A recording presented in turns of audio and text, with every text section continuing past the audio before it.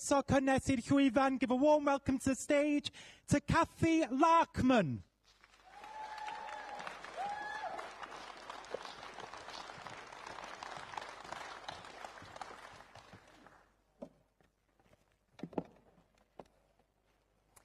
Well, hello, Prynawn da.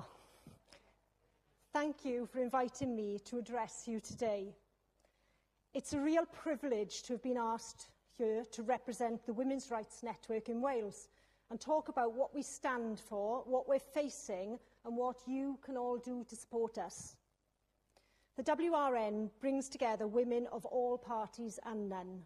We are a grassroots group and we campaign to protect and advance the sex-based rights of women and girls in Wales.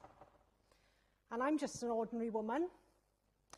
But 4 weeks ago to this very day, I found myself on the steps of the UK Supreme Court with other female campaigners when the Supreme Court judges gave their historic decision that for the purposes of discrimination law, man, woman and sex are defined by biology.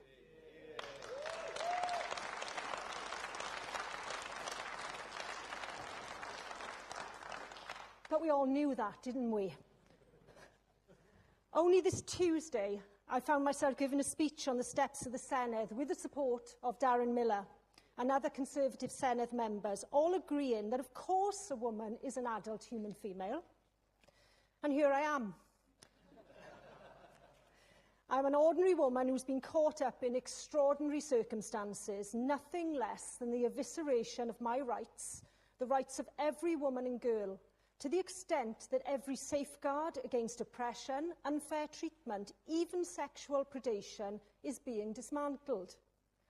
Dismantled in the so-called progressive pursuit of inclusion and transgender ideology. But this movement is not progressive. It's regressive.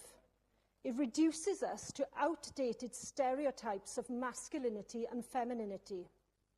And worse still, it preys on our children, whispering to our football-loving, tree-climbing, muddy-kneed tomboy girls that maybe they really are boys. It tells our gentle boys who love musicals and dancing and pink that they too were born in the wrong body, and it coerces their parents to agree to dangerous treatments with tales of self-harm and suicide. And it tells us that being a woman can be reduced to breasts, to high heels, to makeup, nail varnish, long hair, trappings that a man could adopt in order to opt into womanhood. And this movement is transgressive. It demands we erase our boundaries. It demands we agree those men most complete with male genitalia are women. That they can therefore access women's single-sex spaces, our toilets, our changing rooms, our refuges. That they can provide intimate personal care for us when we are at our most vulnerable. That they can enter our female sports, dominating and even endangering us in the process.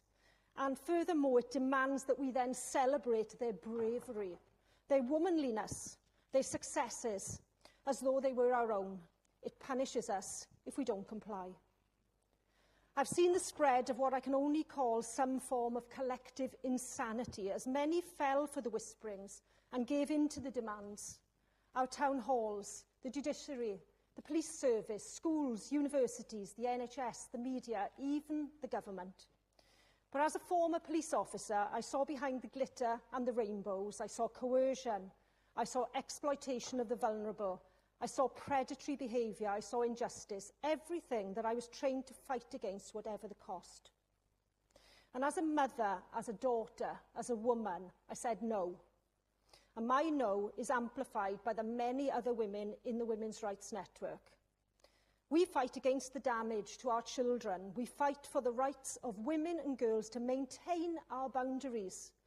And our biggest weapon in this is the truth. So, with a trigger warning for, in case there are anybody sensitive among you, here are the truths that we campaign on. Humans cannot change sex. A man can never become a woman, and vice versa. No child is born in the wrong body. To suggest otherwise is profound abuse. and women and girls have specific fairness, privacy, dignity and safety needs based on their sex. These facts attract shrieks of bigot. They send workplace zealots scurrying to the boss with accusations of transphobia, and they have led to the loss of friendships, jobs and whole careers. Even the right to speak this truth, sometimes referred to as a gender-critical belief, had to be won in a court of law. We are accused of waging culture wars, of dog whistling to nebulous malign forces, of oppressing a vulnerable and marginalised minority. Those are lies. Lies designed to distract you, to deceive you, to intimidate you. Lies designed to rob you of courage and to rob you of agency and control. Lies to diminish the enormity of what has been done and what is still being done now. I could fill every session at this conference with the stories of women who've been abused, excluded, bullied, attacked, assaulted, discriminated against. Women and girls whose privacy, dignity and safety has counted for nothing. Women and girls who've been the state-sanctioned victims of this new sexism.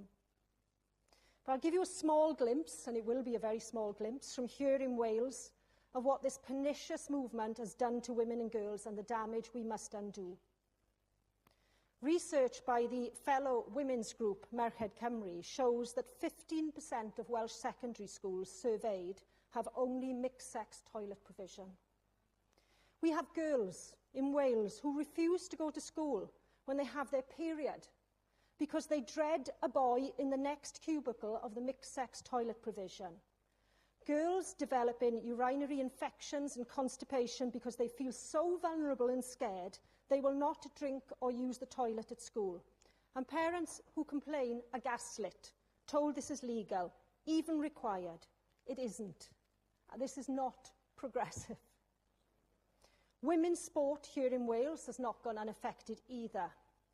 And again, this is just a snippet.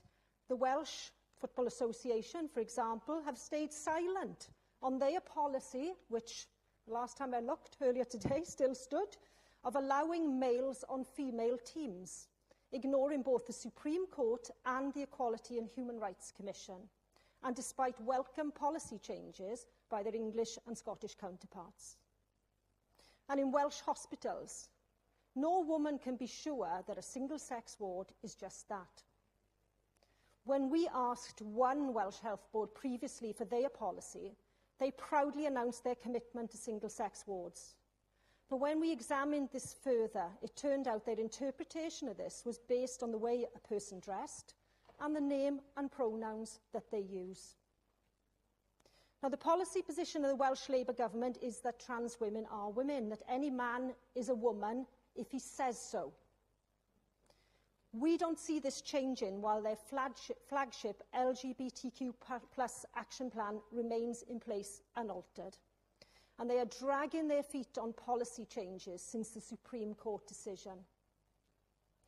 In October 2023, Wales WRN made public a leaked version of the so-called Gender Quotas Bill in Wales, exposing the Welsh Government's intention to allow men to identify as women on electoral lists specifically for women.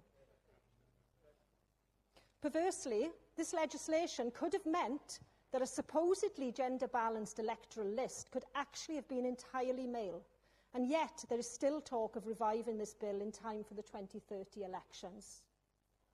And only 3 days ago, the Counsel General and Minister for Delivery, Julie James, demonstrated the party's allegiance to this cult and her own ignorance of the statutory requirements for school premises, accusing the MS Tom Gifford of engaging in a culture war.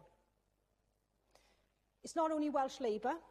Plaid Cymru's current manifesto contains a commitment to recognise self-identified gender over the reality of sex, and the Liberal Democrats are also highly sympathetic and committed to this position. Across the UK, taxpayer-funded bodies and even politicians have announced their intention to continue to break the law on single-sex spaces and services, and others are dragging their feet despite clear guidance from the Equality and Human Rights Commission. The Welsh Government have been especially reticent in coming forward. Indeed, some of you may have met with us on the steps of the Senedd this week when we gathered to urge them to action. So the Supreme Court judgment was only the end of the beginning. We have to fight on. And what part can you play? What am I here to ask of you? Well, first of all, we are asking for your courage, the courage to speak up and speak out.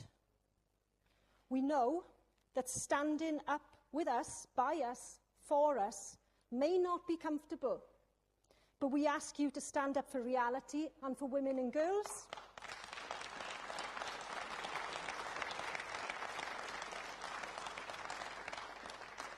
Most of all, we need your active support. We need voices that can interject, that can influence, voices informed by listening to our concerns, our warnings, our experiences.